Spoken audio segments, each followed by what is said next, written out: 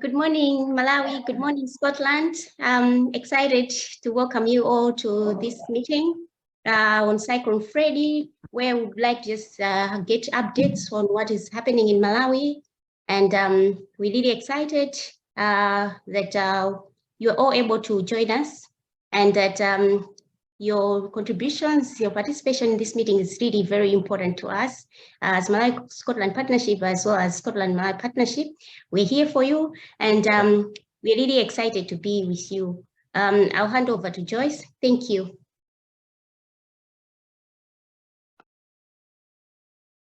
Good morning, everybody, and I think it's still good morning in Malawi.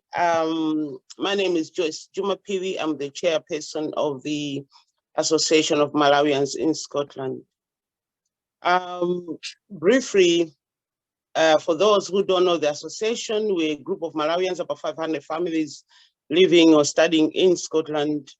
So we kind of come together, you know, not forgetting our culture in many occasions, whether be it Independence Days or weddings, etc., etc.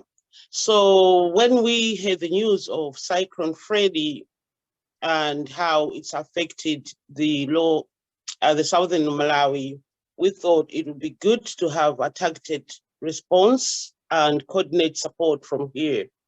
So I've been talking to Stuart and others and UK as a whole wide to bring in Malawians together. And a lot of things are being done in England and Ireland, and I would like to see the same thing maybe being done here in Scotland. So for us with the MS, we formed an emergency group where we are looking at how we can coordinate these responses. So we are appealing to other people, other organizations which work in Malawi to maybe look at it. And one of the things, first step is this Zoom meeting, but also looking at how we can maybe fundraise in order to support communities in especially the lower Shiri in Malawi, to build affordable homes. So I'll be maybe knocking on your doors in the coming months to see how can we do this together, how can we build better, how can we reach out to communities which have been affected. One of the events that we're keen to have is a music concert with Malawi performers as well as our Scottish performers, as well as maybe before the Independence Day have a dinner dance or have a dinner dance for the Independence Day. But really it's about coming together, working together. We're working for the same cause and need.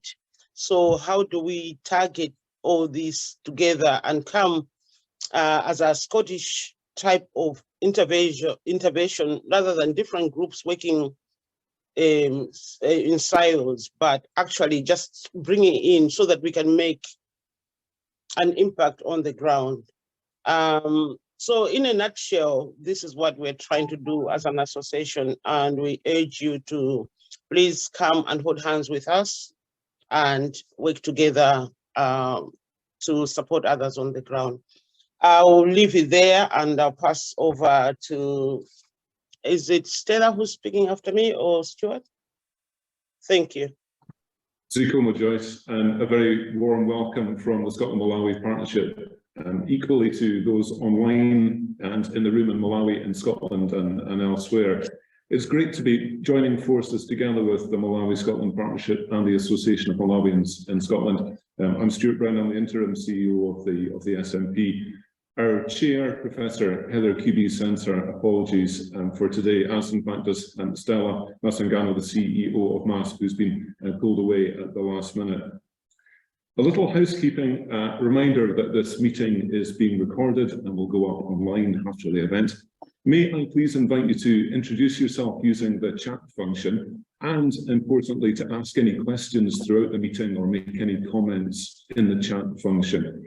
We also have pre-submitted questions from the point of registration for this event, and we've shared these with today's speakers. We'll cover as many of them as we possibly can. You'll find them on pages 2 and 3 of the agenda, and the link for that is in the chat function. Everybody's currently muted. When invited to speak, if you would please unmute.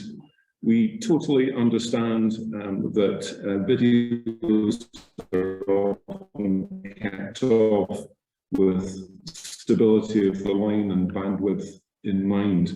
But when you're speaking, it's the Zoom platform spotlights speakers, and it's ideal when there's a face to the voice as well. Please would you ensure that the name that you're appearing under is that of yourself rather than your device name. If anybody's struggling to rename themselves, we can put guidance in the chat function. As ever, we want to be Malawi-led and hear Malawi's priorities around the cyclone. We'll continue to update information on our website, including signposting to appeals, that of MASS, but that of the Association of Malawians in Scotland that Joyce has mentioned, and many other members and organisations who've contacted us from Malawi. We're grateful to our speakers for making time to join us, and turning to our agenda for today. We'll begin by hearing from Fi Awupi Mwafongo of the Department of Disaster Management Affairs. And then a new addition to the agenda by welcome appearance from the Scottish Government. Neil McComasty will join us and speak just after Dogma. And then we'll hear from Jonathan James and Richard Kuseni of SCIAF and Caritas Malawi, respectively. Chisomo Tepu from Malawi Red Cross. And finally, Heidi Karuba from the British High Commission, Malawi. Grateful if speakers can keep to timing so that we have as much time as possible for questions and discussion. But now, may I please introduce you, Fi Awupi, to begin your presentation.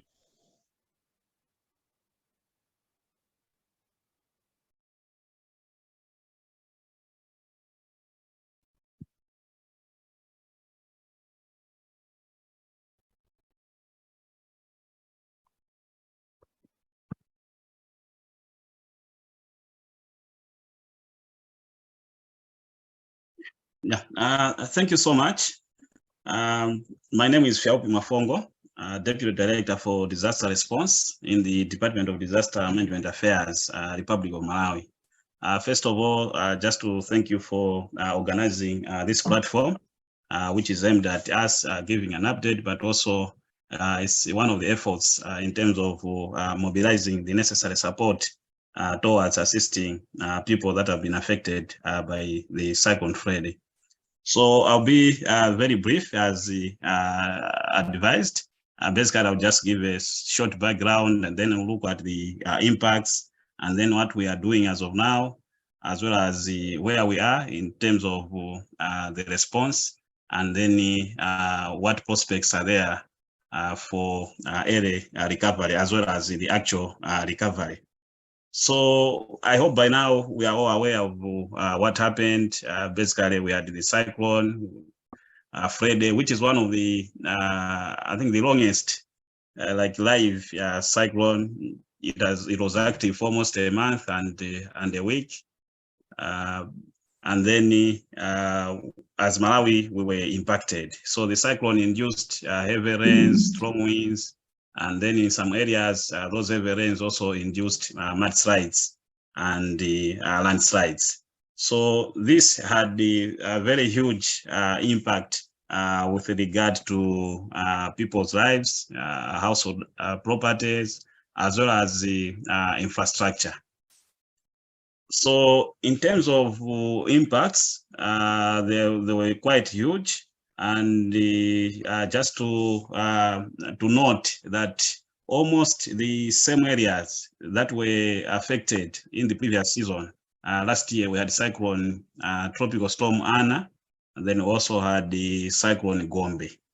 And then this year, that's when we're having the cyclone Freddy. So even before actually recovering from the previous season's cyclone, the same areas have been hit by Freddy. So you can imagine in terms of of the impacts quite huge. So we registered a lot of deaths, 679 deaths. Then in terms of injury, we also recorded 2,178 injuries, and we still have over 537 people are still recorded as missing. And in terms of agriculture-wise, we had a lot of hectares of crops being washed away, as well as the damage on infrastructure, especially for roads and the bridges. So these are just summary of the impacts which I've already touched on, but this is in terms of the figures per district. As you'll see from the map, it is predominantly the southern part of the country that was hit. In terms of the most affected, we have the Mulanje, Palombe, and then Blantyre and Zomba, and then Sanje and Chikwawa. But most of the impacts in terms of infrastructure is basically in Blantyre and then the Mulanje and Palombe. For Blantyre, it's because of the population density, and that's where we had the landslides. So Blantyre is a city, it's an urban setup with a lot of people, and once we had those landslides, it really resulted into huge damages in terms of housing, and that led to a lot of deaths in Blantyre. Well, in the lower Shire, where we have Chikwawa and Sanje, it's more like a floodplain, so they are sparsely populated, but we also had some damages there, but not in terms of a lot of deaths. This is also the impact per sector. As you see, almost each and every sector of the economy has been affected. Looking at health, we recorded 63 health facilities that were affected in terms of the actual health facilities getting damaged, but also the health supplies also being affected. In terms of education, we have some learners, most of the learners being affected. The actual schools or learning facilities, the classrooms are being damaged, destroyed, but also some of the schools were being used to temporarily host the displaced people. So that also disrupted the delivery of teaching and the learning activities. As you might be aware, even the schools were suspended in these districts for some time. They just resumed. So that's quite a huge impact in terms of the education calendar. Food security has also been affected. Agriculture, the water, sanitation and hygiene has also been impacted with a lot of boreholes and water facilities getting contaminated and also damaged. So that is also compromising the recent efforts at addressing waterborne diseases. We still have cholera on the ground, and with this damage, it has increased also the requirements for the cholera fight.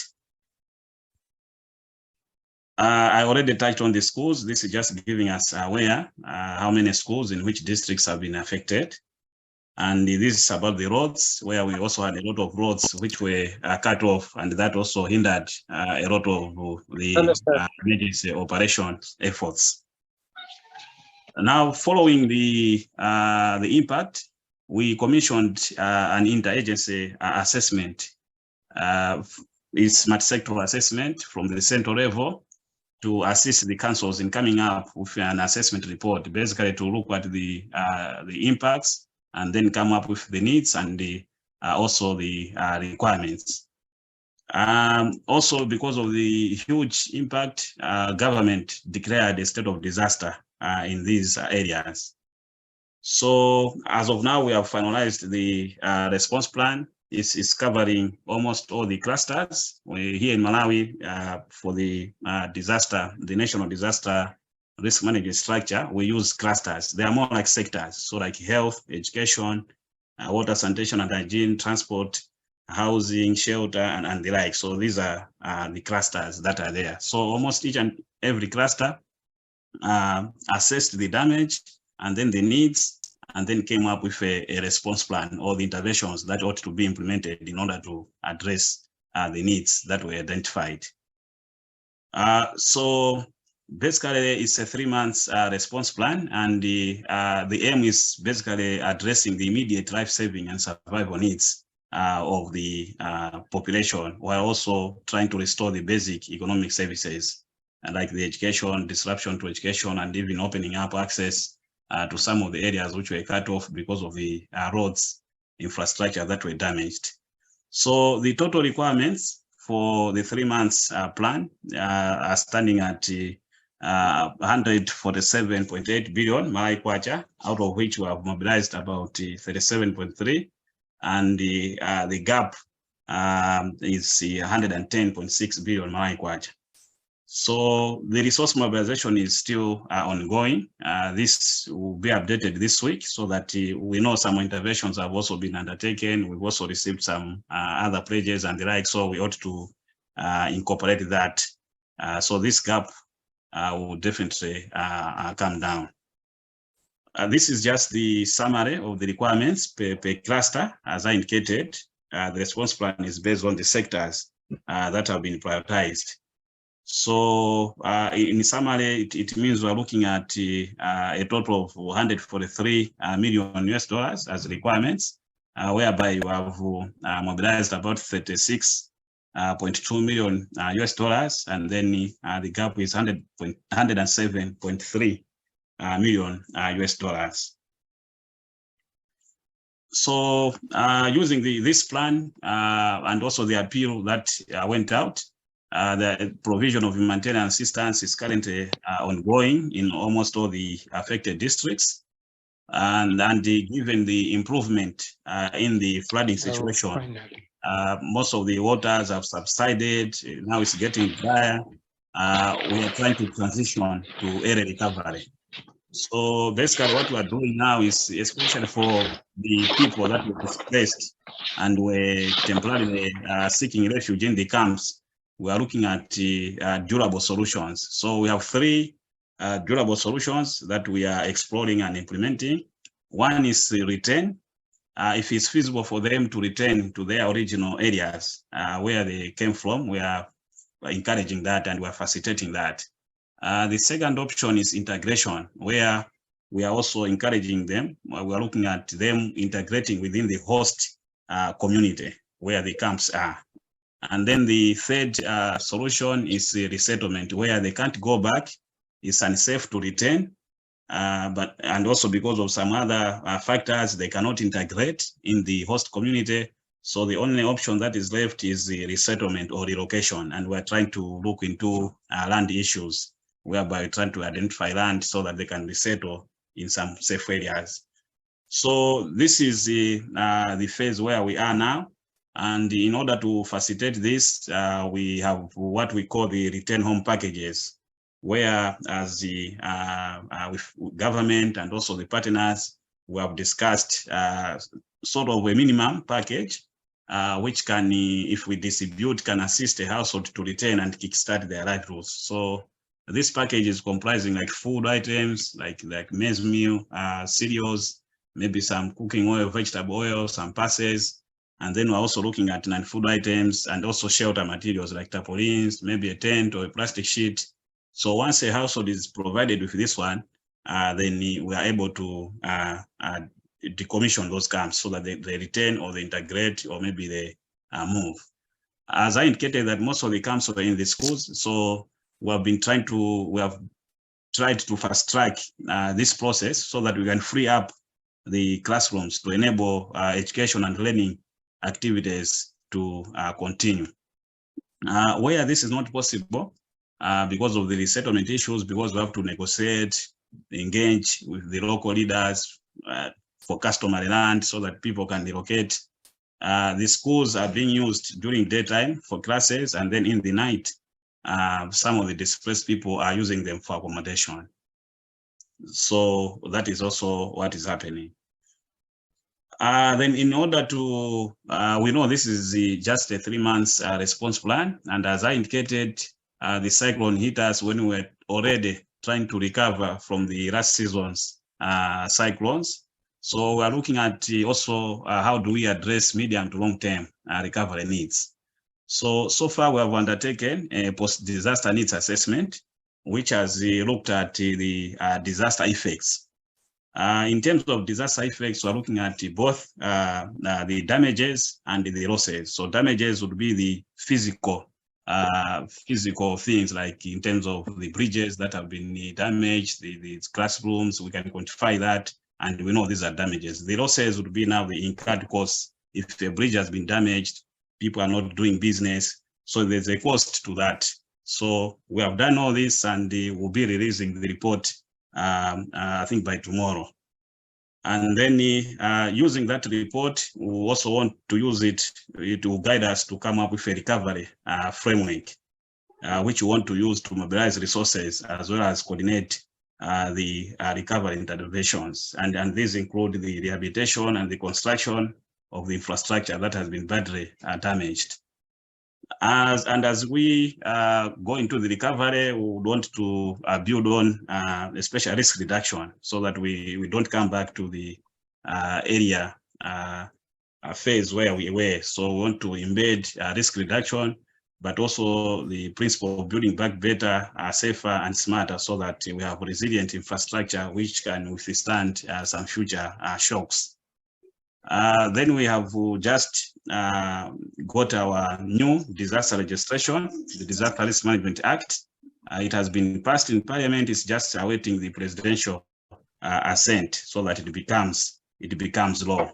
So in that registration, we have introduced some penalties. If people are building deliberately in flood-prone areas, we have to zone the country where people can settle, where people shouldn't settle. They should just grow crops and the like. And if someone violates those, then there are some penalties, or we can even hold the actual provision of relief assistance. So we hope this new registration will also assist us to holistically look at issues of disaster risk management other than just disaster management. So there were some challenges, as I indicated, the impassable roads, which affected us to reach out to some of the populations. The other challenge could be the some partners or agencies bypassing the structures that have been put there, like the government structures or the local structures, in terms of channeling the donations or providing relief assistance, which makes coordination efforts to be difficult. So you end up with some areas getting more assistance, while there are also equally deserving areas that maybe we haven't reached to. This also resulted to duplication of efforts in some of the areas. The other one, which we can also report, is non-reporting, because we're trying to map resources here. As I indicated, the gap is so huge. So if people don't report, sometimes we might miss what is coming in, and then we'll be looking at the gap as very huge, while a lot of resources and materials are coming in, which can reduce that gap if we coordinate effectively. So in a nutshell, this is what we wanted to update people on this forum on how we are faring with the cyclone, but also lastly to take this opportunity to thank all the well-wishers, the local organizations, international organizations, and governments that have come to our rescue with the in-kind as well as financial assistance to support the people that have been affected. And as I've indicated, we are now looking at medium to long-term recovery interventions, which would also want to appeal for the same assistance. Thank you so much. I hope I was within time, but thanks for this opportunity. In case there are any clarifications, we'll be happy to respond to those. Thank you so much. Yeah, Wopi, thanks very much indeed for that really comprehensive but also succinct summary of the situation and overview. If you're willing and happy to remain for questions, that would be very much appreciated. Thank you. I'd like to turn now to the Scottish Government and to hear from Neil McAllister from the Scottish Government's International Development Team. Last week there was an announcement from the Scottish Government about £400,000 going to cyclone relief. Over to you, Neil. Thanks for joining us. Thank you, Stuart, and thanks to Dogma for that really useful and heart-wrenching update on the current situation in Malawi. And our thoughts continue to be with the people affected at this difficult time. And this is at a time when Malawi is also facing the most severe cholera outbreak. And Tropical Storm Freddy is yet another example of the increasing impact a rapidly changing climate is having on vulnerable communities in the global south. And communities that were affected by Tropical Storm Anna and Gombe are being hit again. And it's through these difficult times that we have to show the strength of our relationship between our two countries. And it's great to see on this call a breadth of participation. And this really demonstrates how we can each respond in our own way as good global citizens. We, the Scottish Government, hope to play our part too in responding to this crisis. You'll see that our former First Minister, Nicola Sturgeon, wrote to the President of Malawi, President Chakwera, to express Scotland's solidarity with Malawi at this time. And in this letter, she confirmed that we are going to pledge £400,000 to support emergency flood relief. So since then, we've been working closely with partners in Malawi as to find the most effective way that we can provide support. And I'm pleased to announce today, as Stuart had said, that 2 charities have been awarded £200,000 each from the Scottish Government. And this was awarded through independent evaluation by our Humanitarian Emergency Panel structure. So as the announcement says, the funds are going to be given to the Scottish Catholic International Aid Fund, SCIAF, and Save the Children International. And this will be used to provide food, shelter, and improved access to water, sanitation, and healthcare for those affected by the cyclone. I'm sure colleagues from SCIAF later today and Caritas will share details on that. And we're also acutely aware that this flooding and its associated impact on water and sanitation will sadly make the ongoing cholera crisis even worse.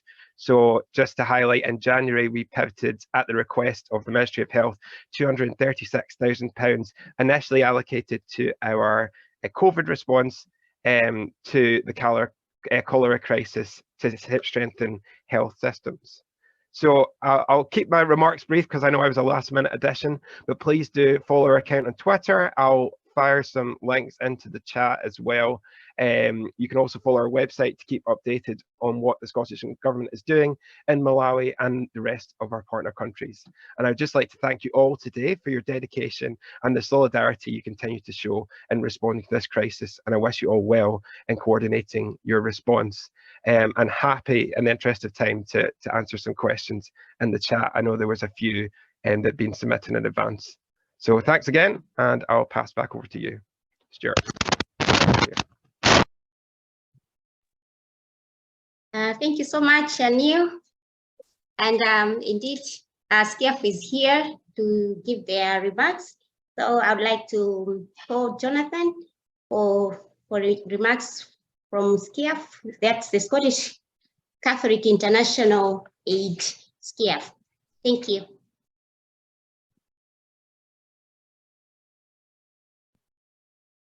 Jonathan? You're muted, Jonathan. Yep. Hi, you can hear me now, yep. So thank you for the introduction, and thank you, as Neela said, for that very sort of sobering and comprehensive presentation from Dogma. Neil has to a certain extent stolen my script, so I am very, very happy that I have our colleague from Caritas Malawi, Richard Kuseni, also with us, who I will pass over to very shortly, just to update you on what we're now concretely achieving and responding to on the ground. Just very briefly to explain SCIAF's involvement, Scottish Government's involvement is, Scottish Government, as many of you know, have a £1 million humanitarian emergency fund, and it's supported, advised by a panel of 8 humanitarian agencies. So when there is a rapid onset disaster, that panel is convened, discussions take place, and partners who are best placed to respond then submit proposals which are peer reviewed and recommendations given to the Scottish Minister. That process it's a very quick, streamlined process. So within a matter of days of the Cyclone Freddy having hit, the panel was convened.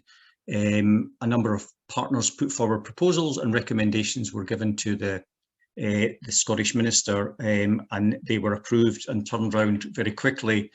One grant with SCIAF working through the Caritas network with Caritas Malawi, CADICOM Malawi, another one going to Save the Children.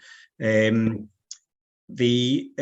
parallel to that process from the Scottish Government side, the Caritas network itself, through Caritas Malawi, CADICOM Malawi, also launched its own separate appeal, and that covers the kind of main core areas of shelter, food security, health, water and hygiene, and that tends to be supported by any number of the 160 members of the kind of Caritas Internationalis Confederation, of which SCIAF is a partner.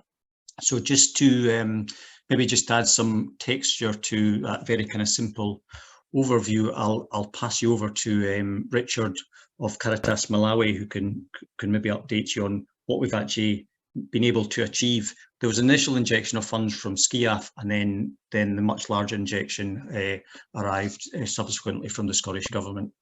Richard, are you online? Yes, Yeah. I'm here. Great. Chad, would you please let me share my screen quick? Please feel free.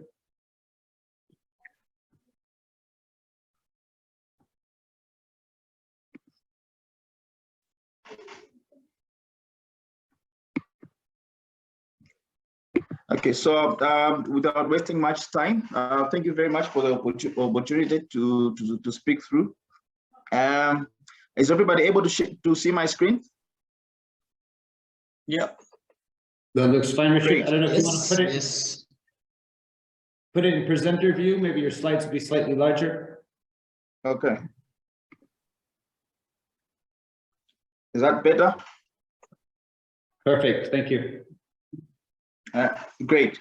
So yeah, I'll just pick on where Jonathan has left. Just to quickly say that as Caritas Malawi, we have been since the cyclones, the Cyclone Freddy, and of course, right before the Cyclone Freddy came in, we also were already experiencing some heavy rains in some of the districts in the southern region, especially for, I think, Palombe and some parts of Blantyre, right before the cyclone. But again, as I think Fiaobi also mentioned, I think that we were also already hit by cholera before that. So as Caritas Malawi, we were already in an engagement with the various Caritas partners locally, but as well at the international level, to try and mobilize resources so that we could help the affected households mitigate the impacts of both the cholera and then the heavy rains. And then the cyclone hit around the 12th, 13th March. And then that also was an SOS call for us to now call for an emergency appeal. So I think has also been pointed out that we did, of course, put the emergency appeal through the Caritas International platform, and then shared on the Baobab. And then I think we have continuously assessed the needs and received various types of support, especially now with the government of Malawi promoting the decommissioning of the camps for a swift rebuilding process. But I think with our collaboration with the government, we were yet to get more information in terms of the actual camps that have been decommissioned, that will also be able to help us in terms of targeting the actual targets in terms of the local location that we will be supporting. So far, in terms of some of the support that we have already done as Caritas Malawi.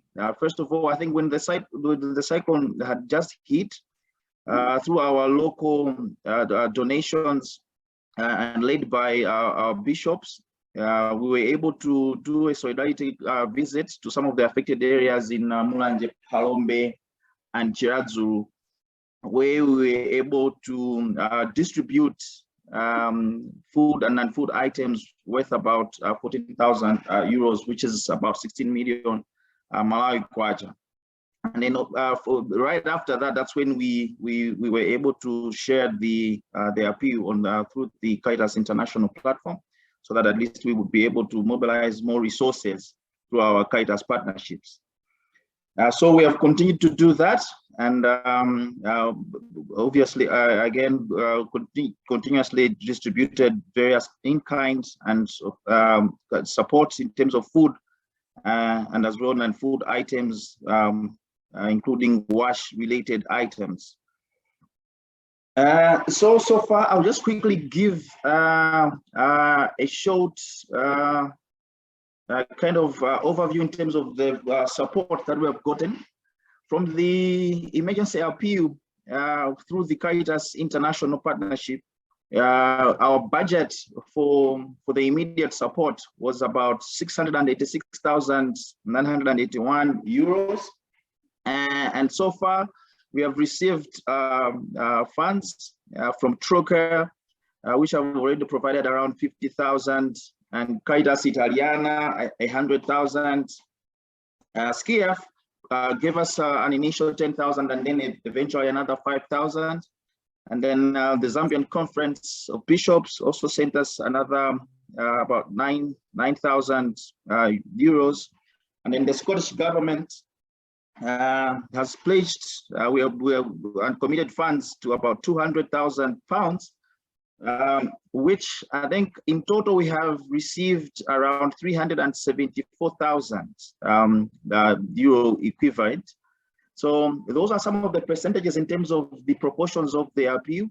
So the Scottish government alone has hit about 29.1% of the overall appeal. And then Caritas Italiana about 14.6, and then Troca has also contributed about 7.3%. So in total, we have about 54.6 to be precise in terms of the contribution towards the budget that we have in the emergency appeal. So that's the kind of summary that we have in terms of the funding. In terms of our plan for implementation, our first 3 months, we were planning on immediate support, immediate relief support in terms of food items, in terms of non-food items that would help people that have lost almost entirely everything on their household assets. So for the first 3 months, we were meant to focus on such kind of support, and then over time, in the next other 3 months, we're going to focus on recovery processes in terms of building better. I think just as well as the Dodma has articulated earlier on. So that's that. Now I'll just quickly give you a status in terms of the implementation process. So the funds that we received from SCIAF, we already dispersed all to the dioceses of Zomba, Chikwawa, and Mangochi to support on mostly food items, which have included maize, beans, soy pieces, and cooking oil, among other things. But also we also have provided some support towards the wash, which we have provided some buckets that people should use for water storage. And we are also provided some support in terms of water purification by providing some chlorine, so that they can be able to drink some safe water. So for the Scottish government, we have received an initial 100,000 pounds. Sorry for the currency used. It should be pounds instead. That has already been transferred to Caritas Malawi of the committed 200,000 pounds. So we just had an inception meeting just to clarify some of the issues towards the contribution, towards the support. So we just did that yesterday, and then I will proceed with an implementation plan that should be finalized and today, and then should be shared by the end of the week with our partners at SCIAF, and then the eventually the Scottish government as well. But this support is going to be marked for the 3 dioceses of Zomba, Blantyre, and Chikwawa. But we'll share with all the partners in terms of the actual locations, as we were still trying to engage with our diocesan colleagues, and again our government departments at the district levels, for better prioritization of the locations and the support, so that we don't duplicate the efforts from other partners. We have also received some support from Caritas Italiana, which is also about 100,000 euros. And then this has also been earmarked for Mangochi Diocese, following an SOS also from our diocesan partners at the district level. So we plan to have an inception meeting as well, and planning for the interventions, so that we are also able to prioritize the actual sites that we will provide the support. So we'll have that in the planning meeting tomorrow as well, and then following that, immediately we should also be able to share with our partners in terms of the locations and the amounts that we have allocated to those. I think that will also be able to help the DOTMA counterparts in terms of the support that we have and the contribution from all these other various partners. Troca as well has also supported us with 50,000 that has already been transferred into our Caritas Malawi accounts, and then transfer arrangements to the dioceses are in progress. And then this is going to target about 398 households in Palombe, because for Troca, this is an area where they've already been working with other interventions prior to this. So they prioritized that this support should go towards the same location. So we'll be able to share this detailed information with our DOTMA counter partners, but as well the Malawi Scotland Partnership Platform. Otherwise, I think generally, I think as already highlighted, that the cyclones indeed have affected almost all the sectors. But I think as the camps are being decommissioned, I think key issues in around rebuilding, because most of these, as it has been already pointed out, that the displaced people have been in schools, maybe in churches. So as they're going back to their homes, we noticed that some of the support that could be needed in terms of shelter maybe would be some temporary family tents, so that maybe they should be able to use those as they are trying to rebuild. So maybe some plastic sheets that maybe they can also try to cover up some of their shelters, and maybe sleeping mats. On protection, as we're already aware, most of these have lost most of the items that they had following the floods. So clothes, dignity kits, wash in terms of water purifiers, maybe sometimes mobile toilets and buckets for water storage are critical, and food security, especially in around the fact that most of the crops have been destroyed, and then most of their food reserves, and almost all the food reserves for most of the households are gone. So the take-home package, as highlighted, should also include the maize, the protein-rich foods, nutritious blends for under 5 children and lactating mothers.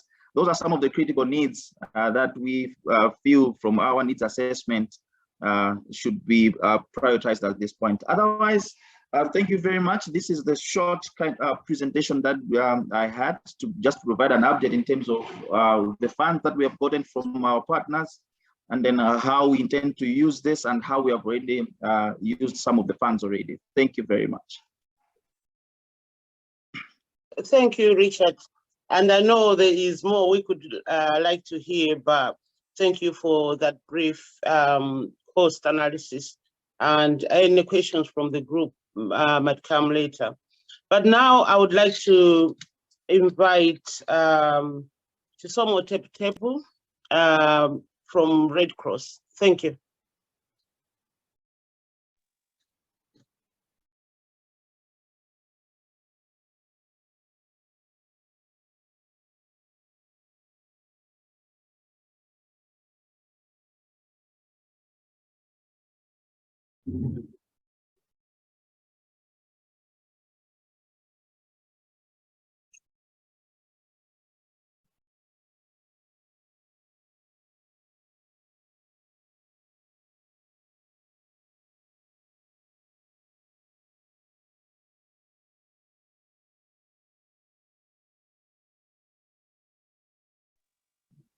You are with us, Chisomo.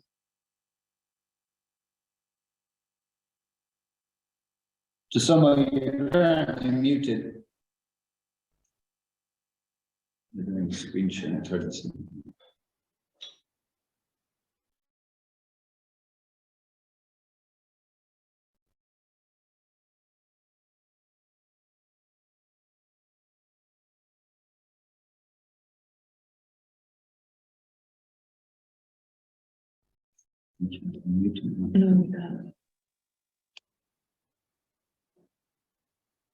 We can see your screen, Chisomo.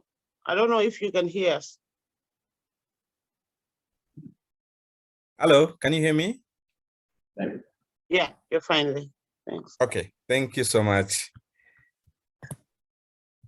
Yeah, so I was trying to say that as Malawi Red Cross Society, we've been part and parcel for the support in terms of our contribution to contribute towards the overall operation through the operation center in Blantyre, but also we are part and parcel of the coordination meetings which are ongoing from WASH, Healthy, but also other sectors, shelter as the co-lead, and also we are part and parcel of the national level cash working group, which we are also contributing our work. On top of that, we are also continuing participating at district level coordination meetings for the operation. I'll quickly mention that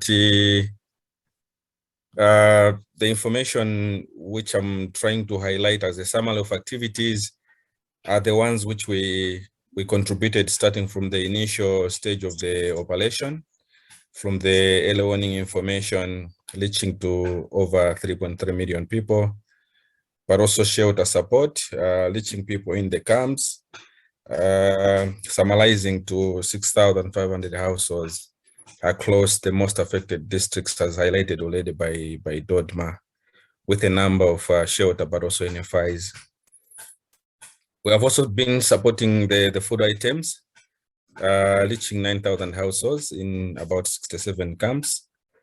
But also initially we were engaged together with WFP, also to support the food distributions, especially the CSB in Mulanje and in Insanje. Currently, we are also undergoing the same operation, reaching to 92,000 people. That's 60,000 households in Mulanje and around 32,000 households in Insanje. So this one will go for 2 months, supporting the both people in camp and also in the communities with the cereals, pulses, CSP, but also the veg oil. Our ongoing activities under WASH, we've been supporting in terms of promotion of hygiene messages, but also search and rescue, which we initially at the immediate phase we did, healthy, and also the PGI support, not forgetting the support which also provided under the Restoring Family Links to a number of households. I think that was at the immediate phase. Now moving forward, through the International Federation of Red Cross and Red Crescent, we managed to launch an appeal, which is equivalent to 6 million CHF. And currently we have managed to source around 2.1 million CHF. So the appeal is being funded by the FLRC and under shelter and partners under shelter. Already we have about 500 households targeted for this phase to be supported on shelter support, but also we are discussing with American Red Cross through the appeal to fund the extra 2,000 households to support our implementation districts, which we are targeting currently: Blantyre, Mulanje, Nsanje, Palombe, but also Mulanje, but also Chikwawa. So we are also basing on the national level cash working group transfer values. In terms of shelter, we are talking of 60,000 Malawi kwacha. but this funds is also multi-purpose. Similarly, under the same appeal, the Belgian Red Cross is also contributing to 900 households, and we'll implement that in Chikwawa. So the 900 households are specifically for cash, multi-purpose cash, and the 350 in the same Chikwawa district is looking at shelter materials. Then similarly, under the same appeal, we have also Danish Red Cross, who is also funding MLCS towards 2,670 households, targeting Cholo, Palombe, Mulanja, and also part of Mangochi. So for this one, what we've done is because this is a cash plus, so we are looking at provision of tarpaulins, but also a top up of 40,000 cash, which is multi-purpose as well to support shelter, but also other things. On the same, we are also having some donations from the UK aid, which is also targeting about 720 households, which we managed to distribute already in Cholo, and we are remaining with few to be complemented with the DRC in terms of where they are supporting, especially for Palombe. We have about 500 households being targeted by Swiss Red Cross through MRCS, and we are aiming to implement that in Blantyre and in Sanje with multi-purpose cash as well. In total, the current funding which we have, we can confirm that we might reach up to 7,000 households with both multi-purpose cash, but also some NFIs. Now in the pipeline, we are also having a discussion with the Hong Kong, which are also planning to target about 500 households. We are yet to specify the areas, but because our appeal is targeting those 5 districts, definitely we'll be also targeting the same. Now, in terms of the districts, we have 5. In terms of the tiers, our approach is to go for 2. That depends on the 2 tiers better districts. That depends on the available funding. If we still have more funding from the 6 million CHF, we'll be expanding. But for now, the districts I'm mentioning, we are targeting 2 tiers. Similarly for Qatar Red Crescent, apologies, that was supposed to be Red Crescent, not Red Cross. We are also targeting 2,000 households in Zomba and Machinga. These are the kind of immediate support, which we are aiming just to buy the relief items, both food and also non-food. We are also in a partnership with the IOM, targeting Chikwawa district with the 800 households to support them on shelter. There is a commitment of about 65 million, which will go by CVA, NFI, but also camp coordination, camp management. So a total of what we have in the pipeline now, it's 3,300. So we should be aiming close to 10,000 to 11,000 households within the period if we are to conclude the discussion with the partners in the pipeline. Dotma already mentioned that they have done the PDNA. Definitely the report will also help us to fine-tune in terms of our approach after the 3 months approach for the response plan. So these are also some of the activities which are considered within the 3 months, but also moving forward in terms of the actual construction of 250 shelters in the appeal targeted districts, depending on the available resources. We'll continue also supporting in terms of hygiene, in general wash interventions, but also healthy interventions, including the rehabilitation of boreholes, but also strengthening the committees which support the water management, but also the orientation to the volunteers and stakeholders on the same to promote hygiene-related issues.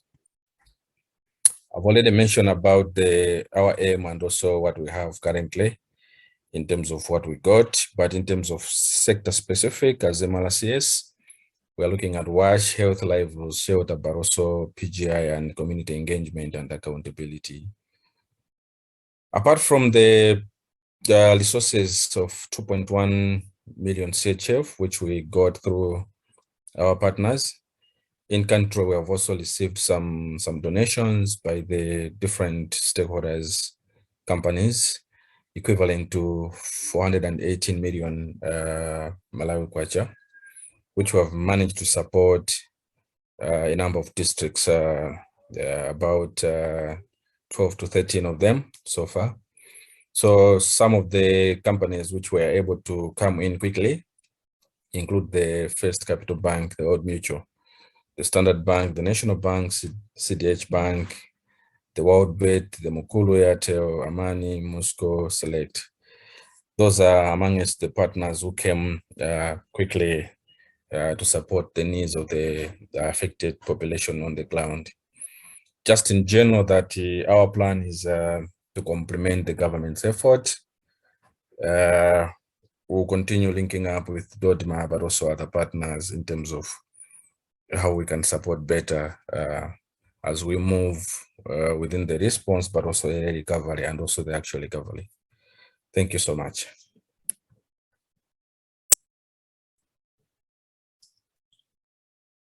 Thank you so much, Chisomo. And if we have questions, please put the questions in the chat box. From Chisomo from Red Cross Malawi, or even comments. We can put them in the chat box. He's still around. He will respond to those questions. Allow me now to welcome Heidi from the British High Commissioner. She's the humanitarian advisor. Welcome, Heidi. Thank you.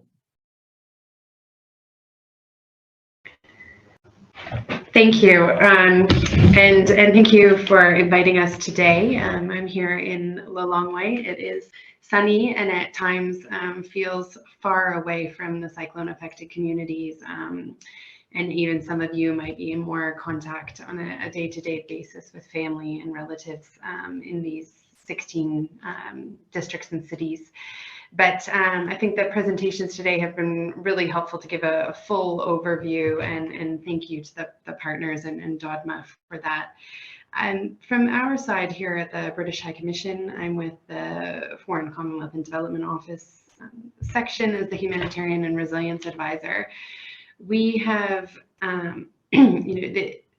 when the cyclone hit, we were already, as others have mentioned, in the midst of a serious cholera outbreak, and had been supporting health and WASH and community information dissemination through an emergency medical team that was here, actually British and other international medical team members, and fighting cholera through one of the clinics here. But we were also in the midst of the annual lean season, which was one of the worst in the last few years, with 3.4 million people deemed to be food insecure across the country. And we're giving £3 million to that response, primarily in the south of the country. And those were areas that were then subsequently hit by the cyclone. And so we were already underway with humanitarian activities when the cyclone came. I myself am actually a UK resource which is seconded into the United Nations and works in partnership with DODMA on a very hand-to-hand, very daily basis, and deployed with DODMA to the Emergency Operations Center, which was established in Blantyre as a hub to then reach out to these eventually 16 affected districts and cities. And so that was a critical human resource also provided to the response to ensure that that coordination was taking place, as others have mentioned how important it was that when the humanitarian assistance started to flow and come in and we were understanding needs, that we could deploy those resources appropriately. The UK had, we had been watching Cyclone Freddy and been aware of the situation, and that is one potentially positive thing about an inland country like Malawi is that you can watch the cyclones forming on the coast, and you have a few days notice. So we had already begun to mobilize funds in anticipation that potentially this would sweep across Mozambique, as it did. And so on the second day after touchdown, the UK announced £1 million funding that it had already been able to leverage and mobilize from other sources across Africa. And with that, we really had a difficult decision to make in terms of which needs were the greatest that we could put that money to quickly. And the decision through consultation with DODMA and government was that with the landslides and the severe flooding, that actually the international team to support on search and rescue efforts would be greatly needed and appreciated, not just for those people with expertise to join hand in hand with the Malawi Defense Force, police, and Marines in supporting them on the search and rescue efforts, as well as the Red Cross, but also with the equipment that they were able to bring. So at the end of that deployment, over at least 335 people were rescued by the team, and the 3 boats were donated along with their equipment. So that can stay here and be used in future emergencies, because this really is something we're seeing year after year. And so the International Search and Rescue Team was one of our initial contributions to the efforts, and as well because we had that emergency medical team in country working on cholera, some of those people joined by trauma surgeons to deal with the injuries, a lot of the crush injuries and that we were seeing from the landslides. And a new emergency medical team also joined here with the Ministry of Health in Queen's Hospital in Blantyre, but also in the districts where people had suffered injuries and weren't getting the medical care that they needed. So that trauma team initially started and has converted now to more of the primary medical support, which is needed in some of these districts where hospitals have been completely ruined and communities are still isolated, and they need that additional medical support. So that is the second significant area that the UK is contributing to. Thirdly, we also, as Chisomo mentioned in his presentation, the UK has contributed 720, actually it's double that, 1,440 tarpaulins, which reach the needs of 3,600 people. And those tarpaulins to assist with shelter, and whether that's in a displacement camp or when they've returned home and need to temporarily cover the roof or a wall that's been displaced, etc. Those tarpaulins are helping with shelter. And also 2,500 water filtration units that can support in disease prevention and ensuring clean water for those whose boreholes and other safe water points have been destroyed. So we've had that water and shelter smaller distributions, and Red Cross has really helped us reach into the communities, into the field to get that there.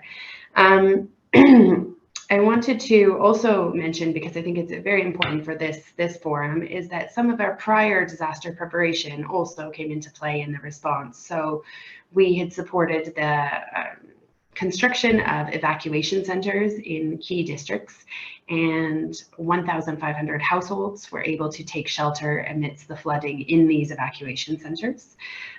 They are not the response for all displacement, because they are large centers to be constructed, and sometimes schools provide more of a temporary location for displacement, but those evacuation centers did play a key role. And also dikes that we were able to build protected communities and withheld some of the flooding. And so that was important to divert the water away from people's homes. Furthermore, I know some of you are also interested in longer term recovery and resilience, and We have also looked at our Building Resilience to Climate Change program and how we could pivot some of those existing funds that are for development programs and look to use those for recovery. And that is for constructing additional dikes, as well as bunds and eyebrows that are natural resource management structures to avoid flooding, and some essential emergency replanting to ensure that the population who's lost all of their crops is able to replant ahead of the coming season. So some of that funding is immediately going to support recovery assistance. And that's kind of the summary of the UK's assistance at the moment. I have also participated in the post-disaster needs assessment process. That report is pending approval and release from His Excellency. And but I think, you will see there that the damages, as you can imagine, are more significant than previous cyclones which have affected Malawi, and which we would expect. The flooding was worse, and so the damages are also. At the beginning of this call, there was a comment around maybe using some of your fundraising locally for housing reconstruction. I just wanted, that report is not released yet, but I did want to mention that the housing sector was the most affected. And we have at least 120,000 households, which are fully damaged, completely washed away, completely unusable, and require rebuilding. There's another 140,000 households which were partially damaged. So over 260,000 households were damaged, either partially or fully, by the flooding and the landslides. And that sector alone requires over 125 million USD for rebuilding those houses. And where I am kind of appealing also to you, if that is the interested area that you have, is that this is a private asset. So actually, without insurance and household reconstruction is not actually a sector which is usually funded actually externally. There's more interest in education, health, WASH, like community-based infrastructure rather than those private goods. But building back better is so essential, and there are safer housing guidelines here in Malawi. They are often not used because very resource poor households go and take the bricks and use mud and reconstruct what they can without using actual cement, maybe moving to a safer land area using better construction materials or processes. And so certainly where you might have that interest, I think, I can already say that is certainly a need that has been identified.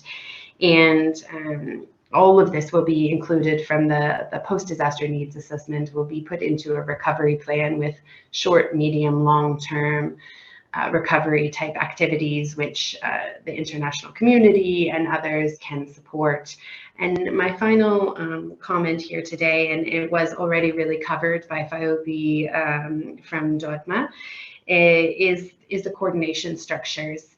And they do exist in Malawi, and the districts do have responsibility in a decentralized approach here in Malawi, and the districts have an overview and understanding of the needs in different TAs and different villages, and also are the hub of where those efforts are coming, making sure that different communities, different displacement camps, TAs, etc., are receiving the different assistance that they need. And so really utilizing those is important. And as you congregate and coordinate in Scotland, that you're also, it's a great initiative then that the assistance here is also coordinated with Dodma and the districts, and accounted for. I know someone mentioned accountability, and I think that is really important. It's not just some direct assistance going to households. We don't know how they were picked, who they were picked, if they were picked by many, etc. So that coordination can be really difficult, but it is it is critical, and I think we really need to celebrate that here in Malawi there has been an outpouring of support from Malawian companies. The Red Cross just mentioned a number. DODMA has a huge list. You know, the Malawian support to Malawians has been substantial, and so coordinating those funds and making sure they reach the people in most need is so essential. So I want to thank you for inviting us here today and your efforts to coordinate yourselves in Scotland and to really support the needs here in Malawi. So thank you very much. I also will be available in the chat for any questions.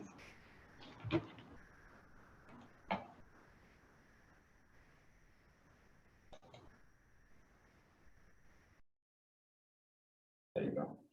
Heidi, thanks very much indeed to you and to all of the speakers for these really comprehensive overviews and sobering statistics indeed.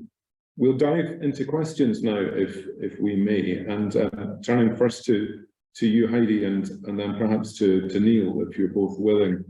On loss and damage, one of the questions pre-submitted before the event is, can Malawi be compensated by the Western countries for the effects of Tropical Cyclone Freddy, since such countries have heavily contributed to climate change? Heidi, are you happy to take that? Thanks. I can try. I think I am by no means a expert in this area, but the damage, the post-disaster needs assessment and damages have been tabulated now. The president's really requested those figures to be put together as soon as possible, and so I think that figure will be used for fundraising efforts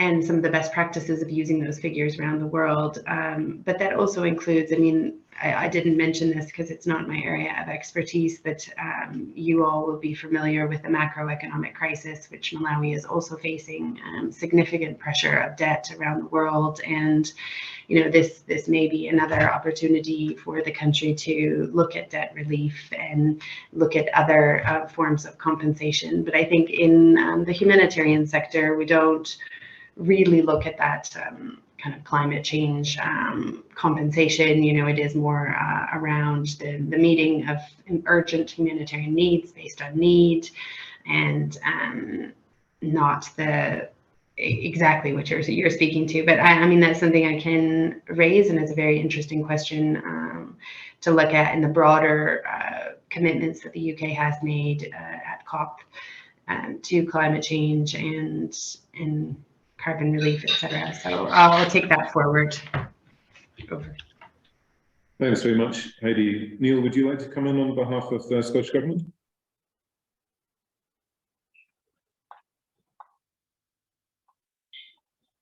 And we've listened. If I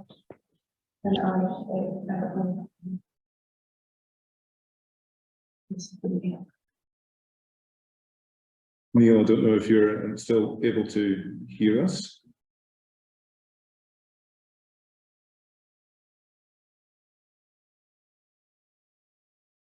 Perhaps not. I think it's a matter of public record that President Chikwera spoke several weeks ago in regards to his thoughts on the model put forward from Scotland on loss and damage. But perhaps we can follow up with Neil and any comments that the Scottish Government would like to make with regard to that, and we'll send that on in a post-event email with other materials. Joyce, I wonder if you'd like to lead us in the next questions.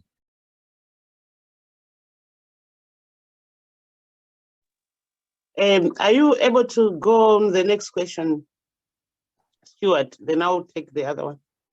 Absolutely. There have been several questions regarding long-term plans for displaced people, and also regards resilience and cyclone preparedness.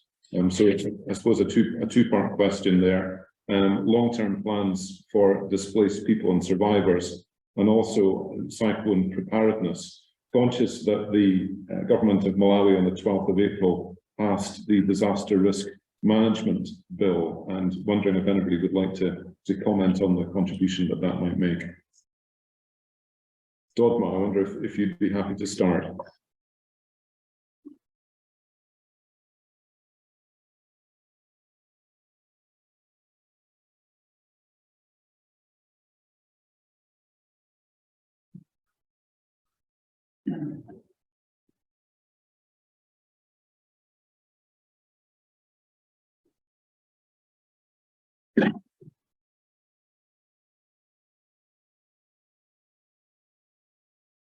So I wonder, instead, I think possibly some line connection problems there. Malawi Red Cross, I wonder if you'd like to speak to plans for long-term displaced people that you're aware of. Thank you so much. Based on the plan by government, but also the report which is coming out from the PDNA, I should mention that our 6 million CHF is also considering the early recovery, but also the recovery period. But all will depend on the funding which we might get at the end of the day.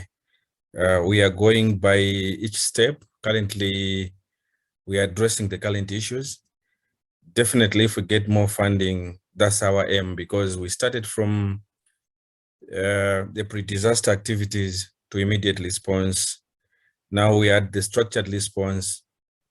We're still aiming something positive in terms of the early recovery, but also the recovery period. So that's our focus and also our response plan, as well as the recovery and the kind of structure which we have in place. But all in all, it will depend on the available resources from our partners as well. Thank you so much. Thanks so much, Chisomo. If I might come in with just a follow-up question on the same, on the preparedness and how Red Cross and DODMA are actually preparing. I saw a question in the chat box about if they have sort of the food need per year per district, if that has actually been in their plans as Red Cross and DODMA in their preparedness.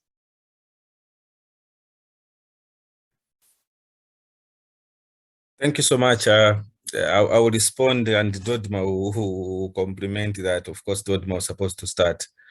I think my response will be the needs on the ground are according to the different sectors. As for Red Cross, we are very mandated in terms of the shelter, which we call it. And we are very serious in terms of trying to make sure that we complement our efforts with the government to address the issues related to that. But we are also having a mandate to advocate for the gaps in terms of the food security. That's the reason why we are already in partnership with WFP for 2 months to 3 months in Mulanje and in Sanje. But also I think for June, there is a possibility of doing a cash transfer together with WFP to address the food needs. But I know that maybe DODMA can respond better because they are well mandated and coordinating the whole issue together with WFP. Available resources, definitely we can continue working with WFP and government to address the food security issues. Thank you so much.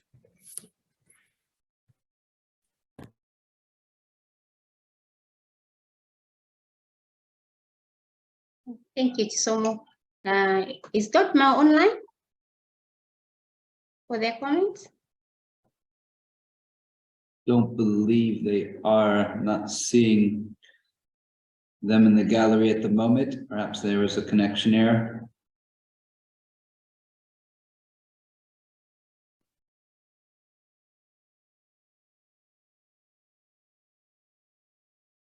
In the meantime, Joyce, do you want to come in with a leading a question?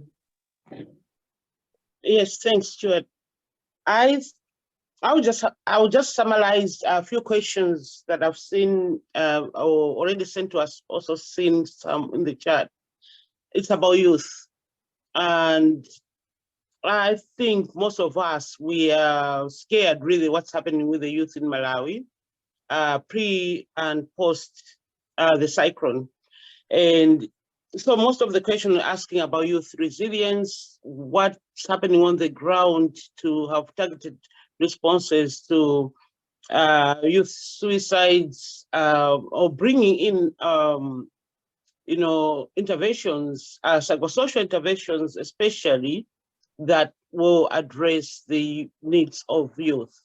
I remember, sorry, I'll just add this. I remember asking this question at the Scotland Mar Partnership annual gathering, and I was told that it's quite costly. But we know that maybe that's a wasted model, but Malawi has got other ways that they can adapt this. So in a nutshell, what's happening on the ground to ensure that there is youth resilience and also to combat the youth suicides that are happening in the community? Thank you. Red Cross, maybe that's one of your areas you normally address. Thank you.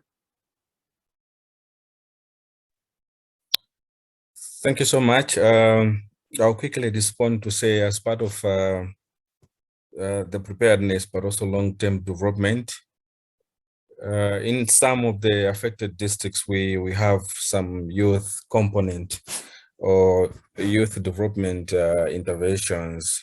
We talk of Chikwawa, Mangochi as well. I think part of Manza. I think we're kind of trying to push and also try to make sure that the youth are involved in all the phases of the disaster. But also as part of our eco funding, which we're implementing in Chikwawa and Sanje, Blantyre and Tiolo, we have also some disaster risk management clubs, which also promote in terms of preparedness, response, and the recovery of the interventions towards the youth, and also complementing to the structures which are existing there in terms of school structures, but also the CPCs, the Civil Protection Committee structures, which are there to support the youth. So we continue doing that for long-term programming. In terms of the immediate, but also the response interventions, we have a psychosocial first aid technician through the Danish Red Cross, who is already in countries after the disasters, who is supporting the staff, the communities in terms of the psychosocial support. This is also reaching to the youth so that they can be fully advised in terms of what is expected soon after the disaster and everything. So for long term, as already indicated, we have 2 projects which are supporting in the impacted areas. Currently, all our support is also reaching to most vulnerable, including the youth. We talk of the WASH-related shelter healthy, PGI. Our criteria are also based on targeting the youth so that they should be part and parcel in terms of whatever is going on to recover as quick as possible. But also through the shelter cluster, we are there to make sure that we're working hand in hand with government for fair relocation of the camps, especially to allow the schools or the learning to continue. So we are also supporting the government in terms of, and also other partners, to make sure that the learning or education should continue, but also the youth are well supported in terms of whatever support they might get at the end of the day. Thank you so much. Thank you. Just quickly, so in that way, are you able to work with organizations like Play Soccer Malawi, and I've noticed the CEO is here, whereby they can use sports as part of that psychosocial intervention? Yeah, thank you so much. I think those are the positive advice, something which we can touch base quickly after the meeting to make sure that we can collaborate and also complement the efforts. So I'll share my contact on the chat so that maybe we can also take it from there from whatever we are doing and our colleagues, and also maybe other partners who are there, to make sure that at least we reach these youth, I think, with the fully required support in the affected areas and beyond. Thank you. I'll share my contacts in the chat. Okay, thank you. Anybody else who want to comment about any work they're doing with youth?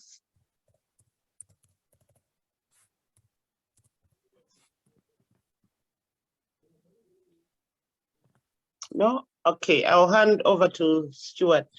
Unfortunately, I need to leave, so I hope you have a good meeting, and I'll see you next time. Thank you. Thanks very much, Joyce. And thanks to Somo for the plan to put your contacts in Zoom, which I see you've just done. And we'll share all of the questions in chat with all of the speakers. And accepting that everybody's extremely busy, hope to be able to share some of the responses to these questions in a follow-up communication with all of the participants after this meeting. We're going to put on screen in just a second a very quick two-question poll for all participants of the event. If you could kindly give us a little bit of brief feedback, then that's very helpful both for our learning and for our reports to our funders. Would be much appreciated.